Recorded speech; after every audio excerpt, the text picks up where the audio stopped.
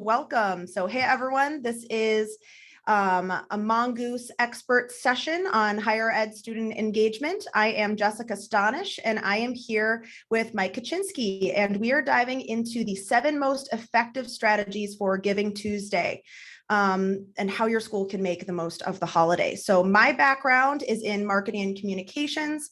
I have 7 years of experience in a wide range of marketing, brand messaging, and how to communicate effectively with audiences through the most effective channels. So Mike, how about you introduce yourself?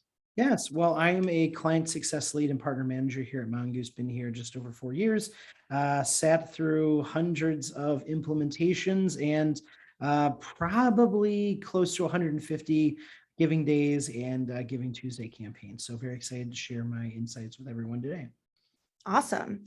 So a little bit about the state of fundraising in higher ed today. So over the last couple of years, we've seen a shift away from travel and on-campus events to a lot of digital tactics on Zoom donor meetings.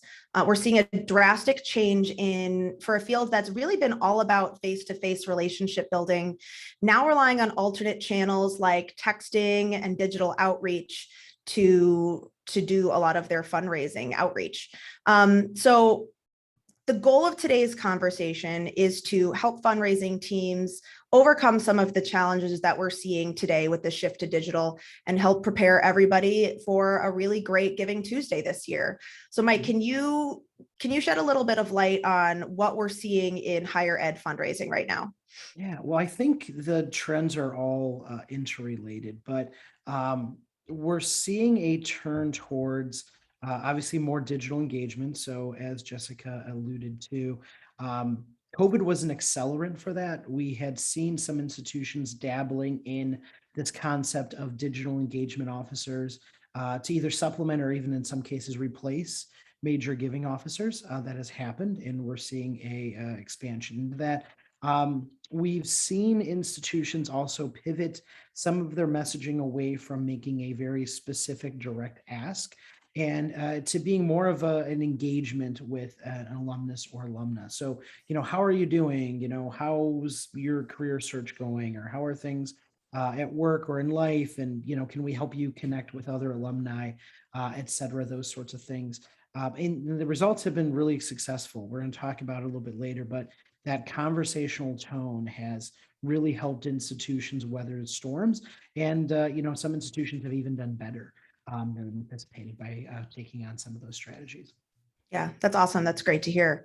So let's dive right in. So number 1, our first of 7 strategies is prime your audience.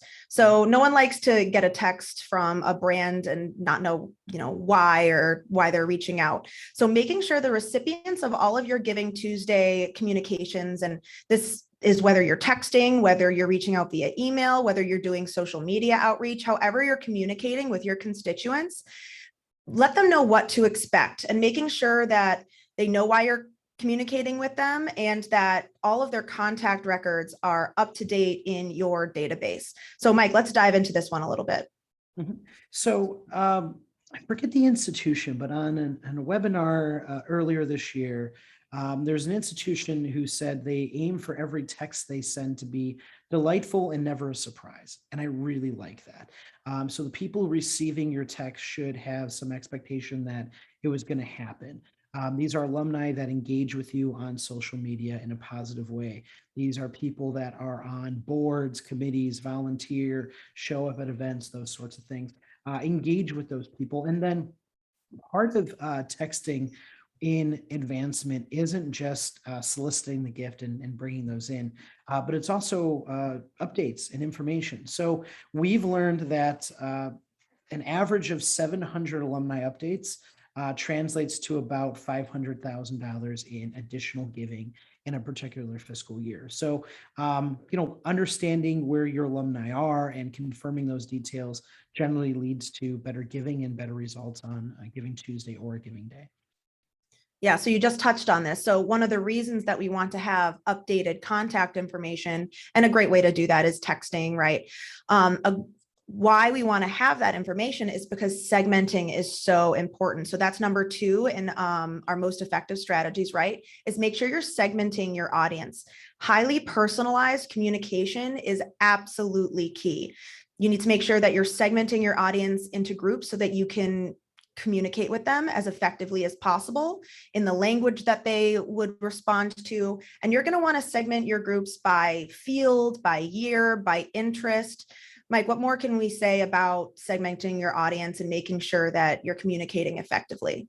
Yeah, ideally, we could wave a magic wand and convince all of our alumni to give to a particular program or budget line or an annual fund, a discretionary fund, et cetera. That doesn't happen. In reality, alumni have causes that they identify with and want to support. So using that segmentation for affinity groups or giving history is a really great way to segment there and is a really good first step in terms of segmentation, which you're going to hear that word a lot today. Yeah, and segmentation, that is all channels, specifically texting and email. Those are going to be 2 of the most effective channels that you want to be using for your Giving Tuesday communications. Don't send a blanket text. Don't send a blanket email. It's not going to work out like you want it to. Make sure that you're sending hyper-personalized communication by group. So going into our next one, and I think that this is a cool one. I love this one. Invite a distinguished alumni or several to do a texting takeover. So your message is going to have more of an impact if the recipient knows and trusts the sender. So invite a well-known and respected alumni to be a part of your Giving Tuesday campaign. Let them send a text from your account, several texts from your account. Let them have conversations with your potential donors and have them share why they choose to give back to your university. I know you can shed a little bit more light on this. Yes. So very good strategy. Make sure it's authentic. So I have seen schools who adopt a persona of an alumnus or alumna or of a student, and they get themselves stuck in a rabbit hole, because if it's a student, they'll start answering questions about, who's your advisor and how's organic chemistry, and they're like, I don't know, and and so like they had to figure that all out. And then sometimes with alumni, I have actually seen literally these conversations with institutions where they have the alumnus send out the original text, and then they spend all day answering questions about, how is the cabin, how are the dogs, do you still have the boat, and they're basically compelled to check in with that alumnus throughout the day and say, do you still have the boat, how are the dogs doing, is the cabin still, like they have to answer those questions. So it pulls your focus away from really what you want to do on Giving Day, which is obviously increase the philanthropic culture at your school, hopefully hit some challenge goals and meet whatever donors or dollars goals you have on those days. Yeah, authenticity is so key in all of your communications. Beyond Giving Tuesday, anytime you're texting any alumni, current students, prospective students, anytime you're texting anyone or emailing, you have to be authentic. You have to be personable. Nobody wants, anything that seems even, I don't know. I've received a text and you can tell it was a blanket text and no one wants to receive anything like that. So don't be that guy.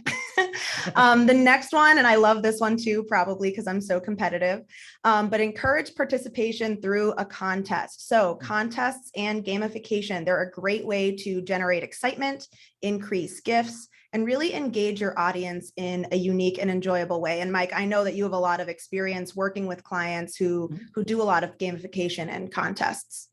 Yes. So there's several ways to do that. So one of the things that I've seen that I really like is occasionally using like a scoreboard or some type of like a page that will show you the success that different class years or different majors, et cetera, have in giving. So that is a good first step. But in my experience with these Giving Days and Giving Tuesday in particular is usually going into the day, institutions have met some of their goal going into the day. So maybe it's somewhere between 20 and maybe 60% of their goal they've reached. And then day of, they've reached out to their loyal donors, LIBUNs, et cetera. And then it's like 2:00 in the afternoon. and you have 10 more hours to reach whatever goal that is going to be for the day. But you've reached everybody you know you can reach. So what do? Gamification. So that gamification can be geographic. You can text somebody in Wyoming and say, hey, can you be our first donor in Wyoming? So now we can light up the Pacific Northwest, or light up the US as having donors in all 50 states, et cetera.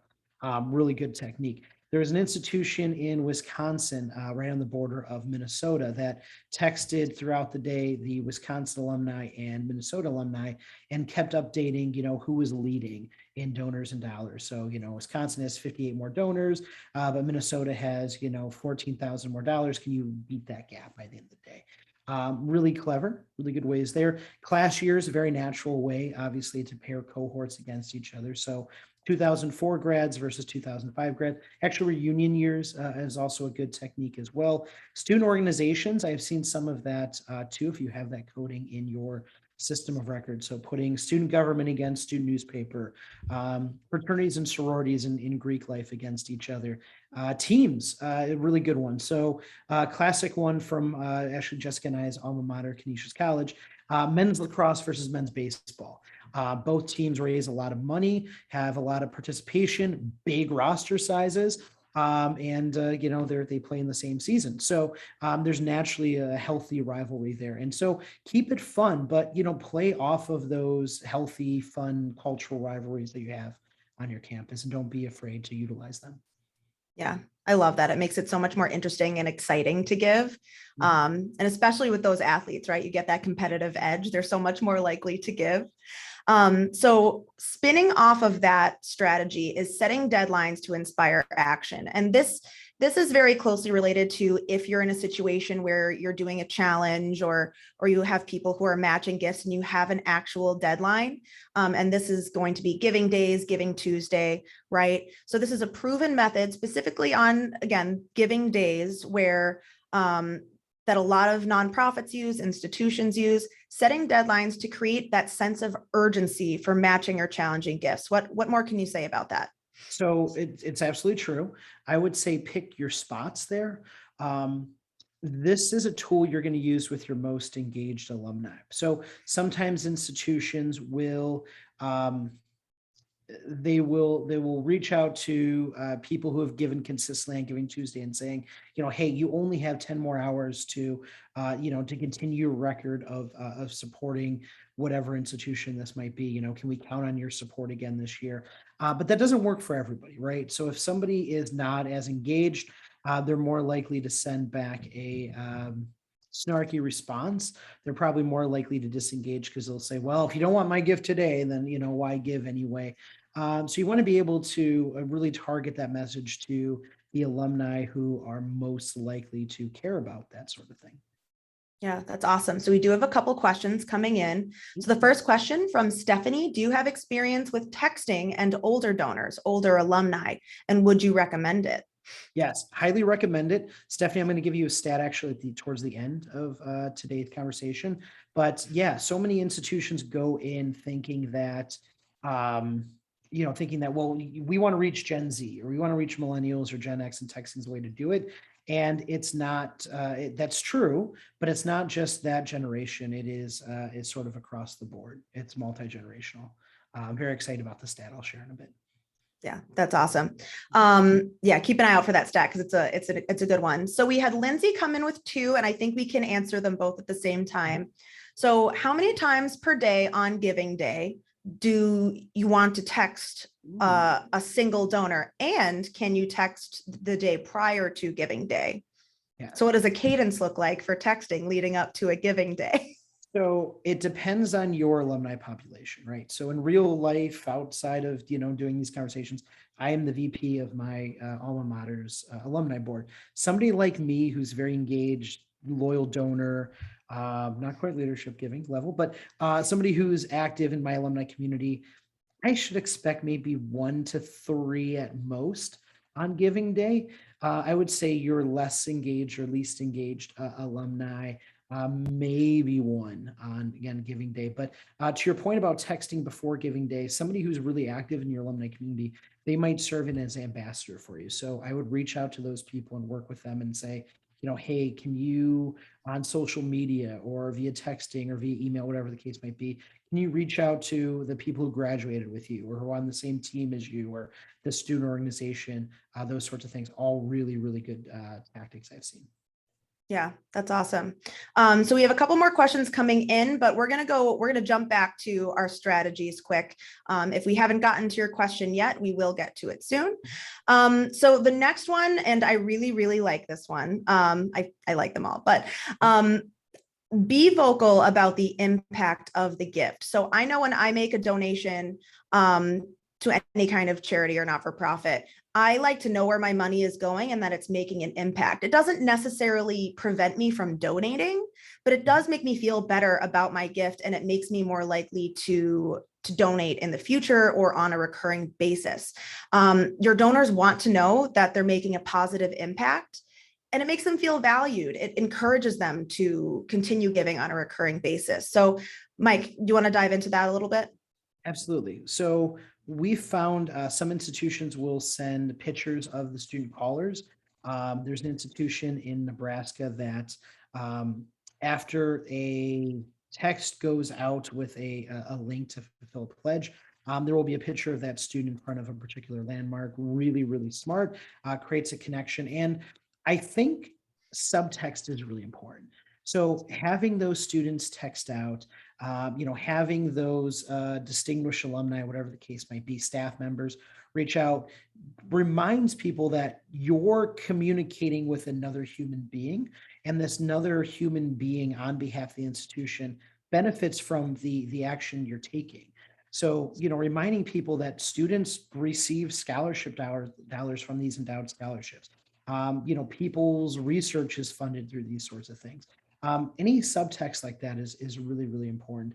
And we find with younger alumni, particularly millennials, that generation, actually Gen Z, we're learning more about, obviously, but they really want to know that their gifts will have a tangible impact. So things like food pantries and addressing food insecurity, really, really impactful for a campaign like Giving Tuesday.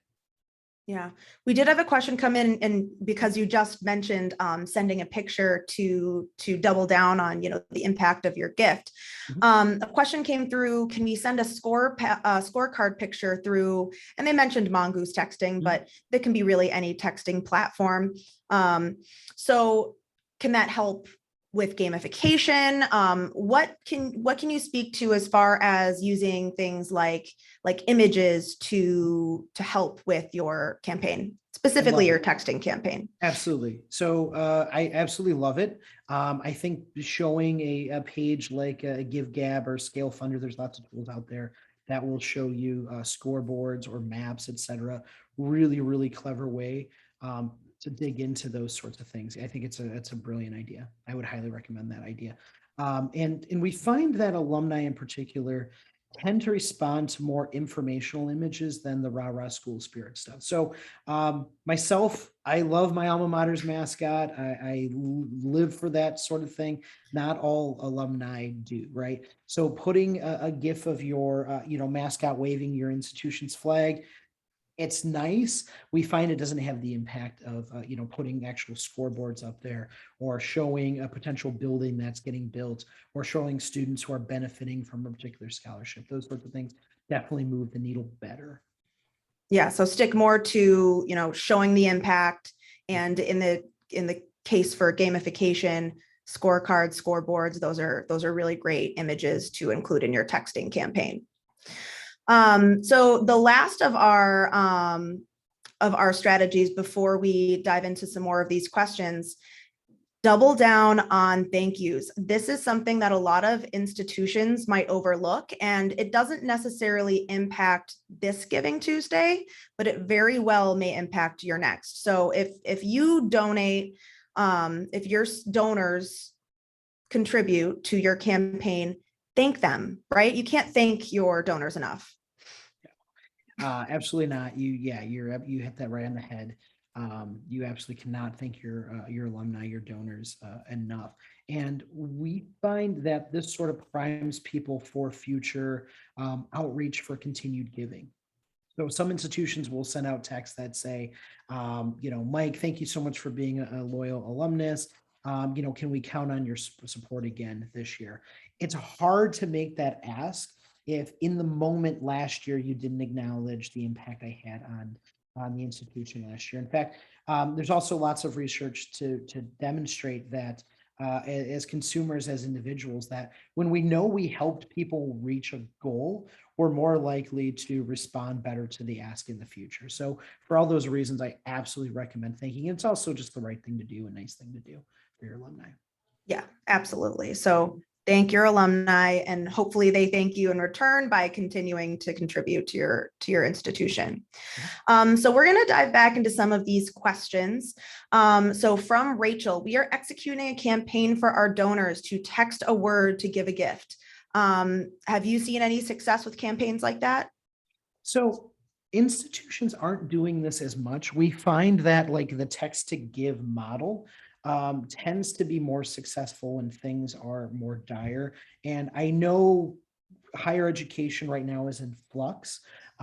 We all need as much support as we can get from our alumni and from our donors. But generally, the text give to whatever phone number tends to move the needle better when we are in a national emergency or a significant crisis. But it can be done. There's an institution in Pennsylvania that is starting to put up at football games a giant slide essentially on the Jumbotron that says text give to whatever number to support the athletic annual giving fund.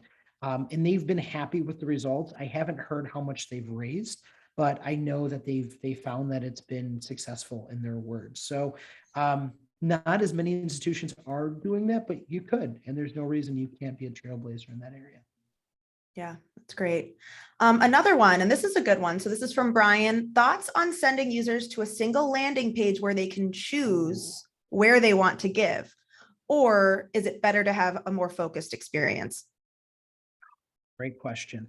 I think it depends on your alumni and their giving history and anything in their affinity that would demonstrate which would work better. The easier you make it for people to give, the more likely they are to give, the more likely they are to give faster. All good things that we want. So I would say for the alumni that have demonstrated interest in athletics, send them right to that general athletics page or right to that team page. Ditto with like Pride Center or Campus Radio or we mentioned food insecurity, student food pantry, those sorts of things. For alumni who have a more scattered history of giving, not just in terms of giving on an annual basis, but in terms of their gift designation, they might respond better to that more generalized site. But Brian, that's a great question. It really depends on the alumni in your institution. Awesome. We have another one from Heather. So in the case where she's got a small college with an alumni base that hasn't been engaged to this point, what is the best way, or what are the best ways to reach these alumni and communicate with them about Giving Tuesday effectively? So I would say that preparation would be key here. So I would start to look at and I know you mentioned that your alumni community isn't engaged, but there has to be students who became very engaged alumni that are on committees, that come to days of service, things like that, come back for alumni masses or whatever the case might be, events. And I would look at those people first, and I would prepare them for Giving Tuesday and let them know that it's happening. And the ask I'd probably have there is more information, like, is this still the right number? How's everything going in your career? Have you established yourself with another chapter, with an alumni community, those sorts of things. And then that will lead into the financial ask that you'll make on a day like Giving Tuesday or a day of giving. Mm-hmm. Yeah, that's great. So we've been talking a lot about strategies that can cross over many channels, right? So it's good to have an omni-channel approach when you're reaching out to alumni for Giving Tuesday. You want to be reaching out via email. You want to be texting them. You want to be, if you have a call campaign using phone. If you have a chat bot on your website, that's a great way for anybody who's coming to your website to let them know Giving Tuesday is coming up. That's something that can be customized, for a giving day, or specifically Giving Tuesday in this case. We talk a lot about texting. We're very passionate about it. It works, right? So if you want to get a communication out to an alumni, the most effective way to do that is through texting. So we have a lot of institutions in higher ed that are still kind of on the fence about texting. We have some institutions that are maybe using a CRM texting feature. So they're texting in a really limited way, with limited features. Can you speak to a little bit about if a school does want to take advantage of, say, a texting platform, what's the ROI around that? What can they expect to see in return from that investment? So the ROI in micro is difficult because obviously different institutions, right? Different alumni sizes, levels of engagement, et cetera. In macro though, the institutions we worked with this year in annual giving have raised, we're somewhere between 20 and $30 million. Wow. In aggregate so far. So significant money. And it's not just recouping those dollars, but it's also recouping those fulfilling those pledges faster as well. So a faster time to give. To your point, texting is consistently a very high performing medium. Response rates vary. On the low end, you're probably looking at the low 2 digits. On the high end, you're probably looking 70-90% response rate, which is fantastic. And then we find specifically within those texts that texting that is more conversational in nature has about 3 times better engagement than transactional text. So sending a text to Jessica that says, hi, Jessica, how are you? Thank you so much for being a loyal donor. Would you like to give this year is better than, sending a link that says, Jessica, it's our giving day. Here's a link. Here's, to drive people to give that way tends to not be as successful. And we found we talked about updating records, that for every 700 records that you can update, it translates to about $500,000 in giving. So I highly recommend texting. We know through just industry research that depending on your source, somewhere between 90 and 98% of text are read within 5 minutes of receiving them. So we know it is engaging and impactful as well. Yeah, I mean, and just talking about response rates, if you're calling people, you're looking at single digit response rates. If you're emailing people, you're looking at, 15% as a decent response rate for a mass email that you're sending out to alumni. I mean, texting has much higher response rates. So you're looking at, 40s, sometimes over 50% response rates. It's just a really great channel to ensure you're getting through to your constituents. We had real quick, you did mention you had a good statistic on texting older generations. Did we get to that yet? Yeah, so we have found that the alumni cohort, graduates 1970 and 1979, so peak boomers, if you will, they actually have the best response rate of any decade. So again, we intuitively think, well, MTV generation, Gen X, Gen Z, millennials, this is a newer technology. And I would argue, I don't have a way to prove it, but I would argue that there's more of a novelty to your older alumni receiving text. Younger alumni are probably getting text for political campaigns, from brands, et cetera, that it might be newer to your older alumni. So kind of counterintuitive, but actually they have the best response rate overall, which is fantastic. Yeah, that's great. So we have a really good question coming in from Diana. Historically, our foundation has not done a great job with donor thank yous. What is the best way to begin repairing these relationships to see increased giving in the future? So, it's just like maintenance on your house. If you let something go, the problem's just going to get worse and worse. So the first thing to do is to take action and to thank people. Call out the level of loyalty and support they've given your institution and be frank about that and say, hey, we don't communicate with you enough, but we just want to let you know that your gift really matters to our institution, and these are the things that helps fund. And you're helping make the student experience or this research endeavor better because of your gift. So thank you so much for your time and frankly for the dollars you give the institution. So I think being very forthcoming and actually taking on those steps is a good first step. Yeah. And again, just being authentic with those communications, it will really go a long way. We had another question come in. How fast could I get my team up and running with a texting strategy for Giving Day? And what type of help would I need to implement it? Yeah. So at Mongoose, we have a team of client success leads. I would lean on them. If you're working with another vendor, I would hope they have a similar team that can help you with that up and running. But we have all sorts of resources we can send you with suggestions. A lot of those you have heard today, but we can send you text examples, things like that. The biggest thing with Giving Tuesday or Giving Day, I would say, is not just preparing the medium that you're going to use or media you're going to use. I would say that it is coalescing support internally at your institution and making sure that there is a shared message, a shared theme, and that there is buy-in across the institution. Because if annual giving or the alumni office or our major gift officers or a combination of those people are asking for support on a Giving Day, it will move the needle and it will be fine.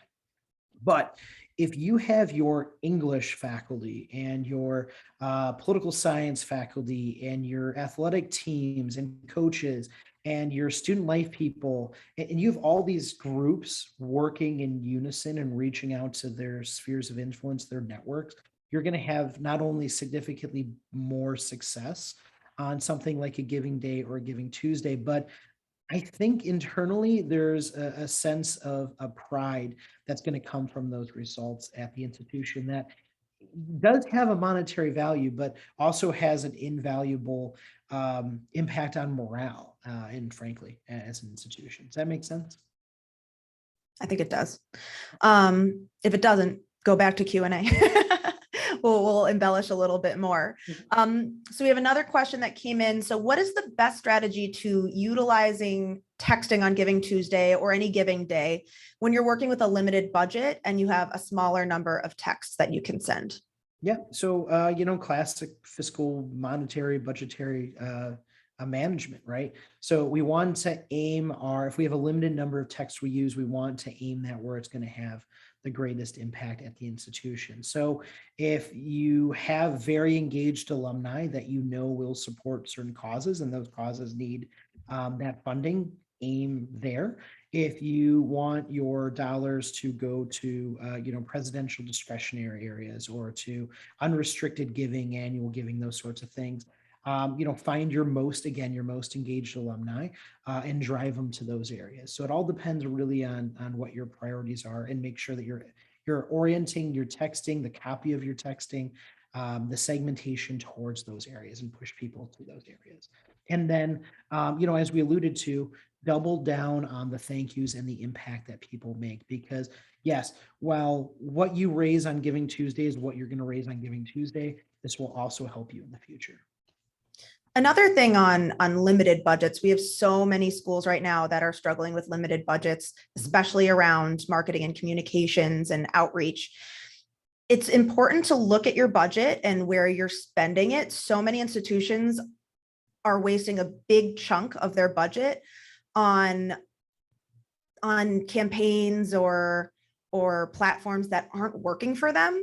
So it's always good to take a second look at your budget, what's working and what's not. If texting works, that's what you should be investing that budget in, So taking a second look at your budget, seeing where, it's being spent maybe ineffectively, and see where you can maybe reallocate that to something that's really going to move the needle again.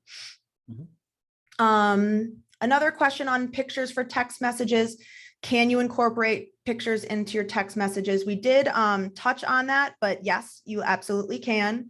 And really impactful ways to do that for Giving Tuesday include showing the impact. So showing the building that's being built, showing the, the group that your donation is going to. Anything else on that, Mike? Yeah, we mentioned the, like the geographic. So putting a map Mhm. of the US and showing the states where you don't have donors. And, texting people in those states saying, can you help us light up Ohio or Wyoming or Idaho or whoever? All really good methods as well. Yeah, great for gamification and any contests that you're running for Giving Tuesday. We have a couple more that we're going to touch on. How do you best align your institution's priorities and those of your prospective donors? That's a good one. Ooh, so yeah, that's a great question. Well, your institution's priorities, um, there should be a variety of stakeholders and individuals who are help shaping those. One of the things you can do with our texting platform, and I think with other texting platforms might be different than a CRM, is you should look at your texting history and what people are texting in, right? So if people are constantly texting in about the buyout status of the football coach, then that leads you to believe that football really matters to our alumni. So looking at the texting history, what you've received back from your alumni should drive those things. In my experience, the incoming text usually range around athletics, so either too much spending or too little. Politics, so people who think the campus has gotten too conservative, too liberal. But what you can do with that is you can figure out, okay, well, it obviously matters to people that that students are getting a particular experience. So you can drive them to certain areas. And then in the same way, you will have alumni who will text in about the cost of the institution and student loans and student debt. And so reminding people that, hey, by giving, you can help the next generation of people better afford our institution, or we can give out more scholarships. Our U.S. News and World Report ranking will improve because you're getting involved and you're donating, all those sorts of things. Like having those messages is really important. But yeah, it's not easy to do. And I think as much as you can with your segmentation, bringing people to the cause that really matters to them and looking at giving history, looking at affinity, all those things will help you reach those goals. Yeah. Another one it's similar, but have you seen a shift across the industry in donor priorities and what they're willing to give towards? So I don't know if I would say the priorities have shifted. I think the way institutions can communicate those priorities has improved and changed. So for example, we've used food insecurity and food pantries, right? If you were to talk to somebody who worked at an institution in 1988, this idea of like food insecurity didn't have a name.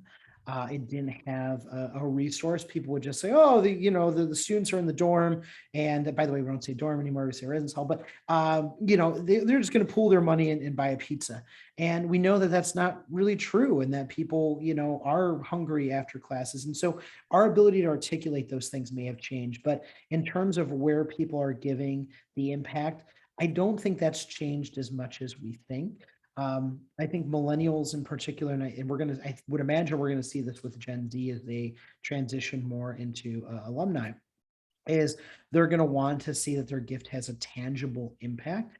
They're not just buying, basketball shoes for the basketball team, but although some people might want to see that impact, but they want to know that, this is going to support this specific program. So we'll see less of the unrestricted giving and more of the restricted giving in areas that alumni really care about. Mm-hmm. So we are coming up on time. We have one more question. If anybody else has a question, feel free to drop it into the Q&A. How do you think donor behavior has changed in a post-pandemic world? Yeah. So again, I think people want to see where what the impact of their gift will be. So demonstrating that is really impactful and really powerful. And the pandemic, frankly, we're maybe turning the corner on it. I think it opened up a lot about affordability and access. And again, we talk about I don't want to constantly bring it up, but it's true. The food insecurity, those sorts of things. There are government grants, there are those resources out there, but a number of institutions have been able to take that opportunity and say, hey, you can help us support this student-to-student fund or support this particular endeavor that helps make sure that our students are getting fed and have the calculators they need and the textbooks they need for these programs to supplement the governmental grants and things that are coming out as well. Yeah. All right. Well, so we got through our questions. So we'd like to invite you guys to connect with us on either LinkedIn, Twitter. So I'm Jessica Stonish on LinkedIn. Mike, how can our attendees find you? Yeah, so I have a terrifying last name, Kochczynski, not easy to spell. I can't just sound it out. But if you go to LinkedIn, I believe my username is go_Mike_go. So you can find me there. On Twitter, I am Mike at Mongoose. So literally spelled out Mike at Mongoose. If you ever need to get a hold of me, my email is simple. That's just Mike at mongooseresearch.com. And we have a team of 10 client success leads. We've all sat through lots of giving days and giving Tuesdays. So if you reach out to me, I'm going to, also reach out to my team and get, second, third, fourth, fifth, et cetera, opinions to make sure that what we're giving you is as thorough advice as possible. So always reach out to us. All of us really love talking higher ed. So anytime you need anything, always reach out to us, please. Yeah, student engagement, it's what we do. It's what we're passionate about. Tons of higher ed experience on our team. So reach out to us. We are here to help you reach your goals in any way that we can. If you do have any topics that you would like us to cover on one of these expert sessions in the future, let us know. Our door is always open. You can always find us online, email us, text, or well, not text, but yeah, just let us know. So that's it for today. Thank you everyone for joining us, and we will catch you at the next Mongoose expert session. Have a great day. Take care, everyone.